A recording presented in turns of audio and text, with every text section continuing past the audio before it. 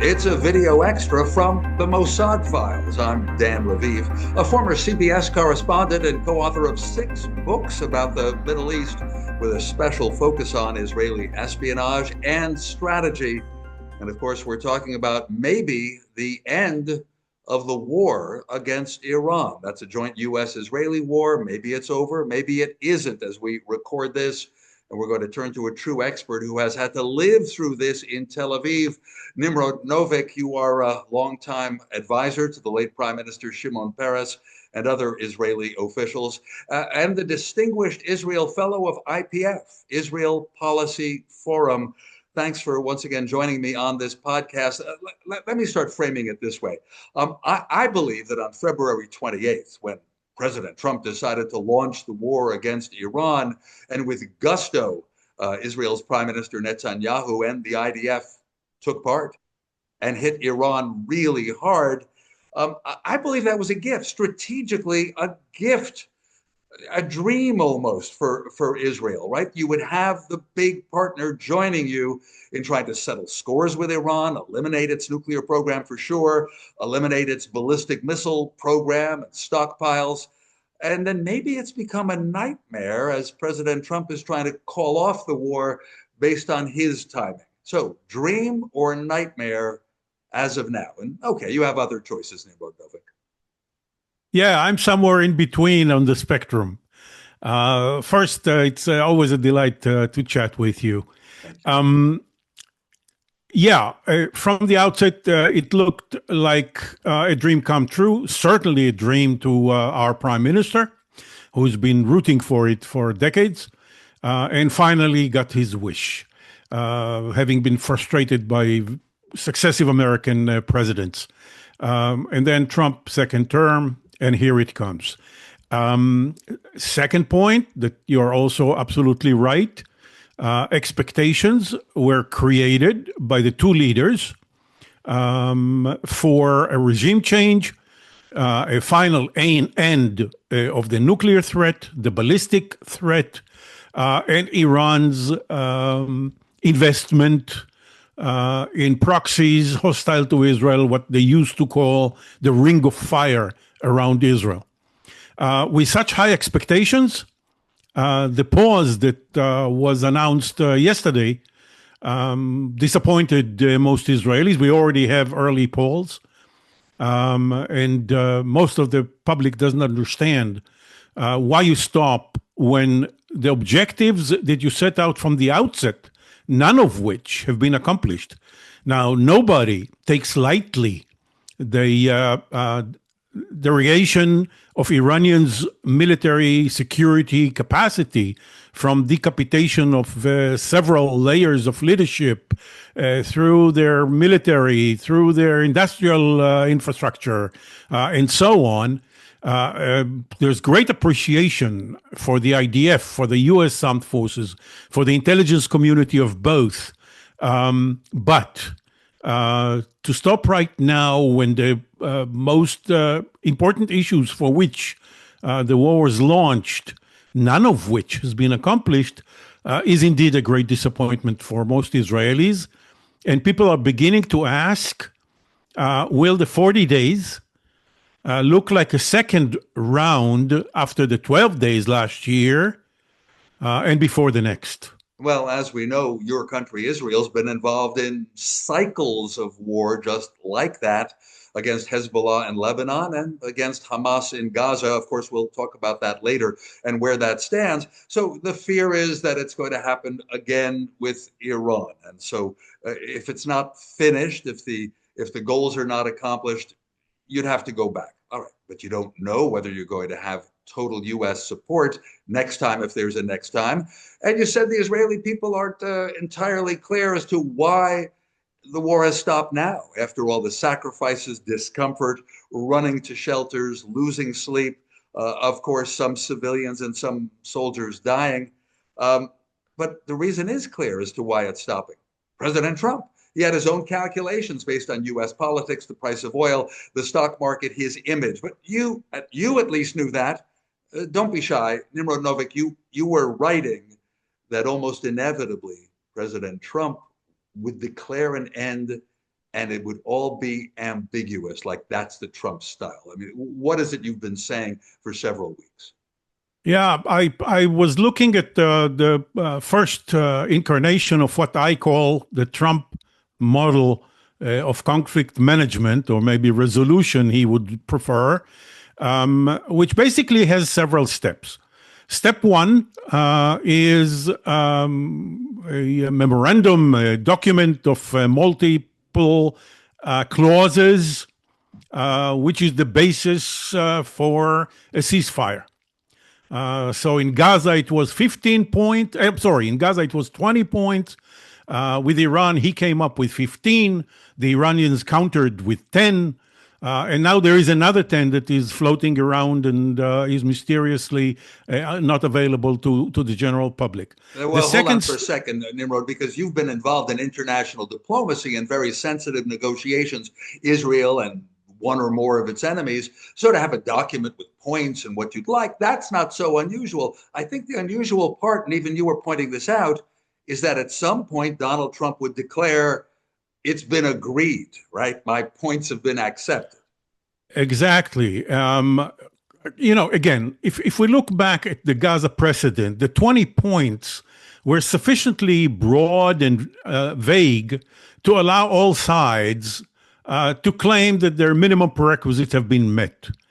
The assumption was that the same is happening now with Iran, that there is a memo that the Pakistani mediators have produced that was agreed upon by two sides, but it took less than 24 hours to realize that the two sides had different interpretation for at least several clauses in that document. For example, Iran claims that Lebanon is in, that is, that ceasefire should apply to Lebanon as well. President Trump says no. The Pakistani mediator says yes. And last night, President Trump phones Prime Minister Netanyahu and tells him, cool it in Lebanon. Noting that we're recording this, by the way, on April 9th, because it's such a dynamic situation. But at first, President Trump was letting Bibi Netanyahu have his free hand to keep pounding Hezbollah. But in fact, on the first full day of the Trump ceasefire, Israel hit Hezbollah and, frankly, a lot of people in Lebanon harder than ever, harder than in years, killing reportedly some 300 people. And maybe the majority of them were Hezbollah militants, soldiers, maybe not. It was as like Israel was trying to make a point, right? This ceasefire doesn't affect us on the Lebanese front. And when Trump thought about it, he thought maybe to give the talks in Pakistan a chance, he told Israel to cool it. I'm already seeing some rifts between Bibi and Trump, right? As you said from the outset, they presented a facade that they are on the same page in terms of the objectives of the operation. With time, the gaps between them began to emerge, most visibly over the last few days with the ceasefire and with the Lebanon story. Because when the Iranians threatened not to show up in Islamabad, the president picked up the phone and told Netanyahu, cool it in Lebanon. I don't know how vague a language was there so that Iran interpreted it as Lebanon is in and Washington that it's out, and Lebanon and Washington was forced to change its mind. I don't know. If that was the case, it doesn't bode well for the future of the negotiations. If Washington thought that Lebanon was not there, but under Iranian threat to close to reclose the Hormuz, the Straits of Hormuz, walked back. I don't know what will happen with the rest of the negotiations. But let me just finish the story of where I see the resemblance and the model of the Trump model of conflict resolution.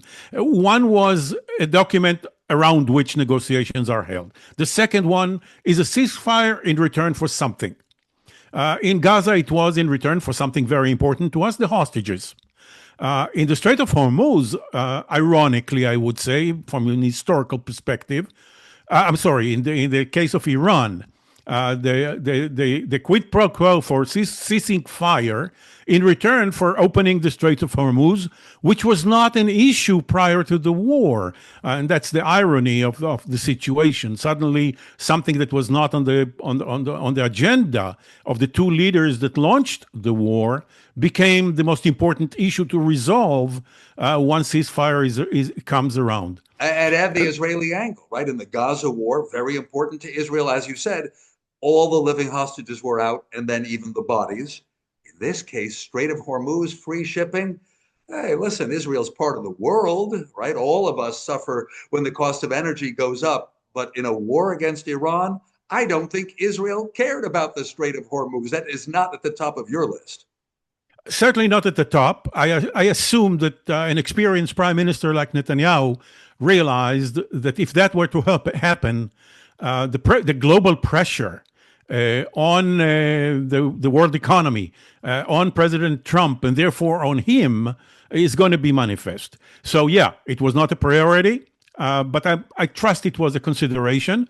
And I think that, I don't know, I think that he, like most of us, were astonished when President Trump was surprised that Iran took that step. We all assume that this is the doomsday weapon in the Iranian arsenal, that Iran closing could the block straits. the oil, could block 20% of the oil and natural gas shipments, helium and other important things like fertilizer go through the Strait of Hormuz. And for viewers and listeners who don't know, it usually was treated like international waters. And there wasn't even an element of the two countries when it comes to the Strait of Hormuz, Iran above, north, Oman below. They were not collecting tolls or money. It was a passageway. And so this could be a real gain for Iran, right? Part of certainly Netanyahu's thinking has been, and Trump's, has been starve the Islamic regime, right? Don't let them have money, harsh sanctions. Boy, right? This is not going good. Hey, but go back to your pattern, Nimrod Novik, right? Because you said, there'd be a multi-point plan, there'd be a ceasefire in exchange for something, and then using And the then Gaza pattern, phase two of then? Yeah, what happens phase two of the negotiations. All the difficult issues are left for later. In Gaza, it is disarming Hamas, it's reconstruction, it's international stabilization force, it's an alternative government that is not Hamas, it's Israeli withdrawal, it's all the tough issues were left for later. And here we are, 6 months after the ceasefire entered into force, and that phase is not yet began to be negotiated, let alone implemented. In Iran, we see the equivalent. The tough issues are left for later. The nuclear issue, including the 440 kilograms of highly enriched uranium, 120 kilograms of enriched uranium up to 20%, and tons of uranium yet to be enriched are all still in Iran, including obviously the indigenous know-how, how to weaponize it. The ballistic missile issue is left for later. The support for proxies, hostile proxies, is left for later. And the only issue that supposedly was resolved, but not even that, is the freedom of navigation in the Strait of Hormuz, which by international law is as an international waterway, not belongs to the sovereign nations next to it. But the president already hinted that maybe some mechanism will be found for the U.S. and Iran, and maybe Oman, to share some of the profit from the transit. The world has already reacted to that, very negatively, obviously. It will raise the price of commodities substantially. So the third point was leave the other issues for later. And the fourth point is, I've done my job. I'm walking away for another conflict somewhere else in the world to bring peace on earth. And I leave it for others to take care of the so-called details, which are the heart of the issue. Okay, that's a scary model. Well, scary model, you're saying, and that might be, or maybe I'm especially going to be a little more derisive of Trump to say, he loses interest. It gets boring. You got the big headline. The entire world was waiting at the beginning of this week to see if he would destroy Iran's civilization at 8 p.m. Eastern time on Tuesday. He must have enjoyed being at the center of the world's attention. There's every sign that he enjoyed it, but like, what does that create? But your country, Israel, cannot walk away from those issues, right? Gaza is kind of frozen for 6 months. A board of peace with international participation exists as a framework. Jared Kushner has been interested from time to time. There might be money to be made by investing in a future Gaza. And of course, there could be money to be made if Iran became a moderate country that gave up its Islamic regime or gave up its hostility, right? Everything's possible. But you in Israel cannot depend on Donald Trump still being interested. So how do you carry the ball now? You're a little country. I see three potential scenarios ahead of us. One is the very optimistic one, that the negotiations that will start in Islamabad, though will not be easy, because the vicious Iranian regime is a very astute negotiator, and they know how to stretch it. On the other hand, I think they have understood that you don't play games with President Trump. He doesn't have the patience to wait too long for the bottom line, for opening positions and revised positions and all that. He wants you to show up in negotiations with the bottom line, or else he might strike. So the optimistic scenario is that the negotiators, headed by Vice President J.D. Vance, the negotiations will produce a deal that will resolve the nuclear issue, which to us Israelis is first and foremost, above and beyond anything else. We doubt very much that it will resolve the ballistic missiles issue, nor the support for proxies. But if the nuclear issue is resolved, and even not for 100 years, but for a substantial period of time, then it was all worth it. The second scenario is that the deal does not resolve this issue, that the solution to it is not satisfactory, that it leaves enough space for Iran to cheat and find a way to proceed to weaponizing a nuclear device. And many in Israel believe that one of the lessons of the more extreme leadership that has emerged as a result of the decapitation of the previous ones, their lesson will be look at North Korea. Nobody messes up with North Korea because they have nuclear weapons. Right. So if Iran could somehow secretly race toward putting together a nuke, it's now more likely that Iran would do that. But the counterpoint is they will have agreed maybe to open inspection. It won't be that easy for them to sneak around, but that's the fear, right? Because of this war, Iran will want to be a nuclear armed power. Yeah. The first scenario suggests that there will be intrusive inspection, and therefore, with intelligence, and we all know how penetrated Iran is to certain foreign agencies, Mossad, CIA, and others. Yeah, the Israeli Mossad knows Iran very well, and probably those efforts would be detected. But you can't bet your life on it, can you? So that's the first scenario. The second scenario is that the American team lacks the professional expertise in this complex issue of nuclear, the various elements of putting together a nuclear weapon, of inspection, and they, for some reason, have not assembled a team. I mean, the expertise is there in the U.S., no doubt, but for some reason they have not assembled a team to support the negotiators. I hope they will. And the third scenario is that the fragile ceasefire collapses, and war is resumed. I can tell you that the IDF is, as it is its duty, is preparing for the third scenario as well. And how draining is it for Israel? In many terms, literally the weapons which the U.S. might keep supplying, even if the war resumes. But in general, your economy, right? Men and women who can't be at work, people who can't be at work just because there are incoming missiles during a war, kids not at school. Ben Gurion Airport was pretty much shut down. Tourism ruined for a long period. I could go on. I mean, how much of this cost can Israel bear, unless you're going to say to eliminate the nuclear threat of Islamic Iran? That would be worth it if you can eliminate it. You got it. That's the sentiment.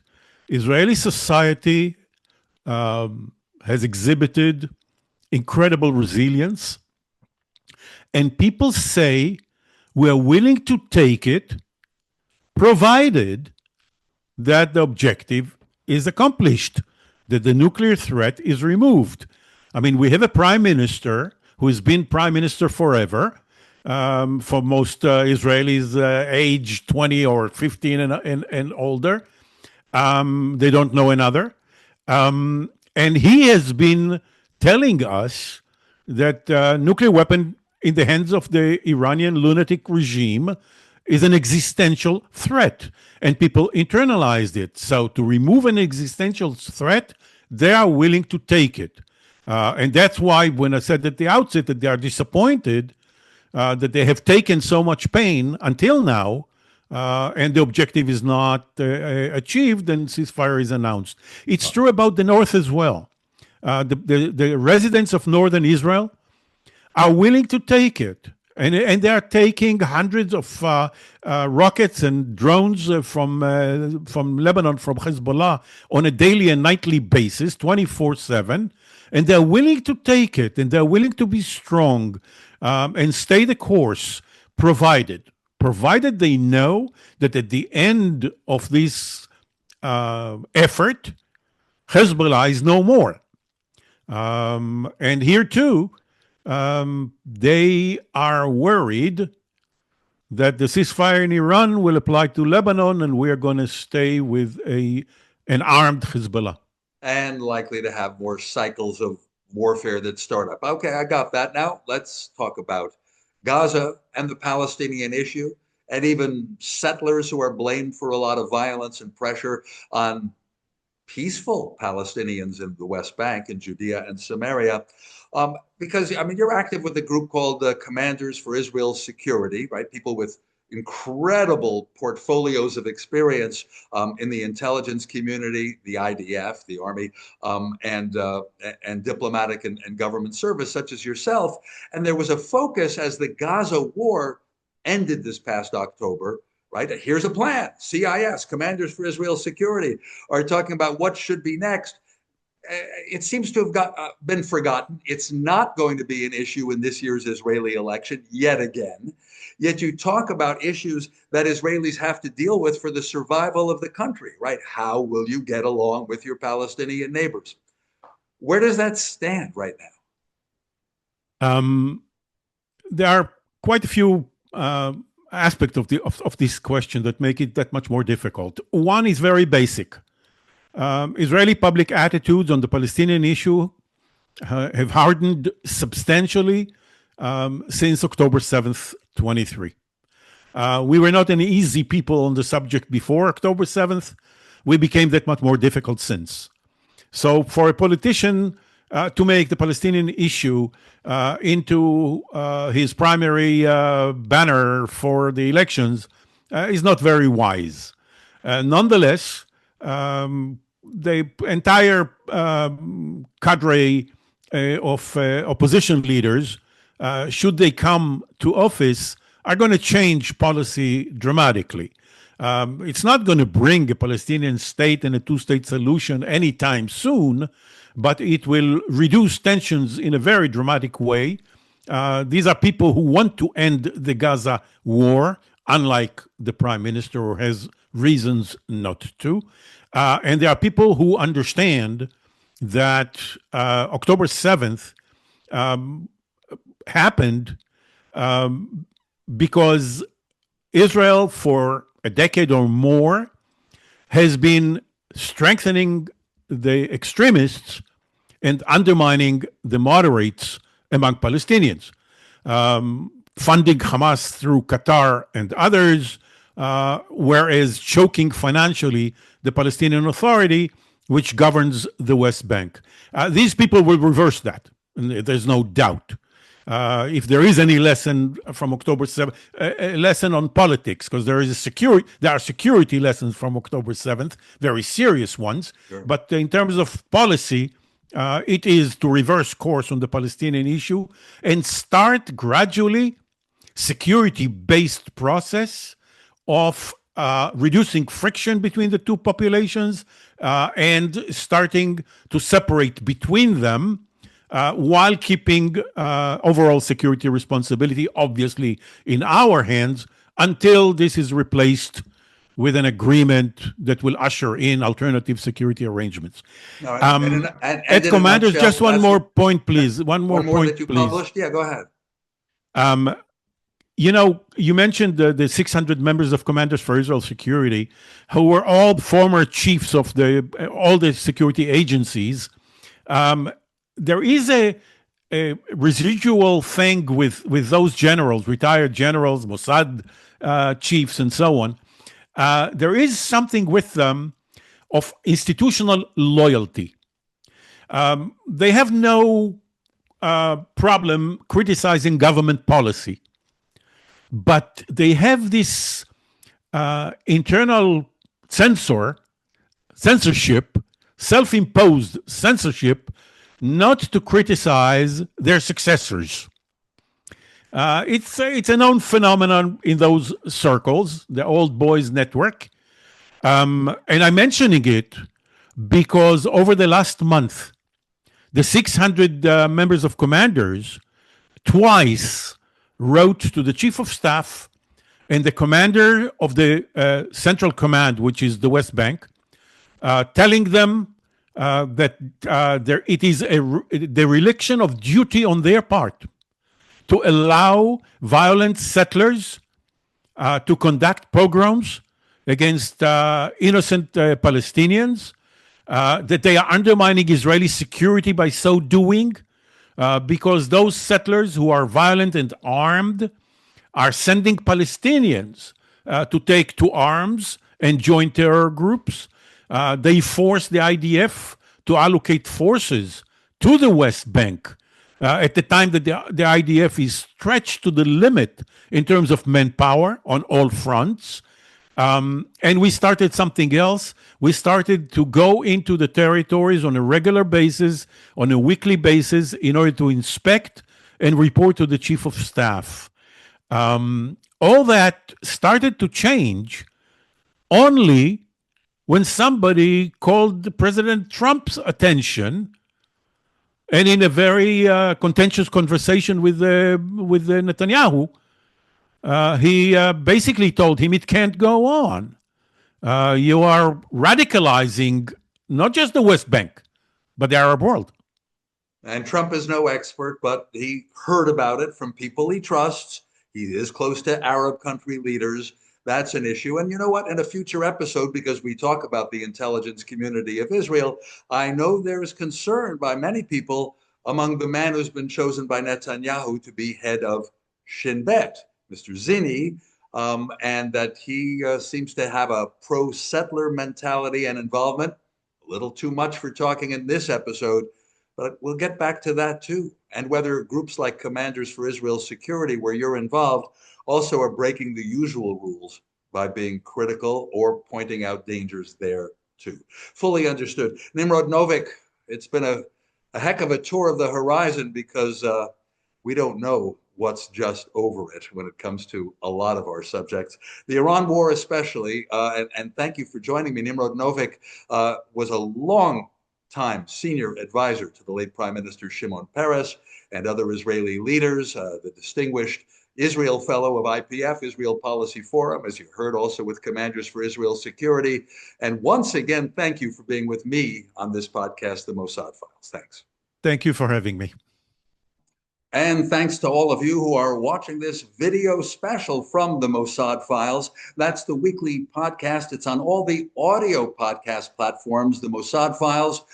We talk about Israel, the Middle East, war and peace, the use of intelligence, the Mossad, for instance. And also, I want to mention two books that I've co-authored with the brilliant Yossi Melman, one of them an affordable ebook called Target Iran, that tells how the Mossad penetrated that country, and also our wider history of the Mossad. It's called Spies Against Armageddon, Inside Israel's Secret Wars, by Dan Raviv and Yossi Melman. Spies Against Armageddon. Thanks a lot for your attention. Until next time, I'm Dan Raviv.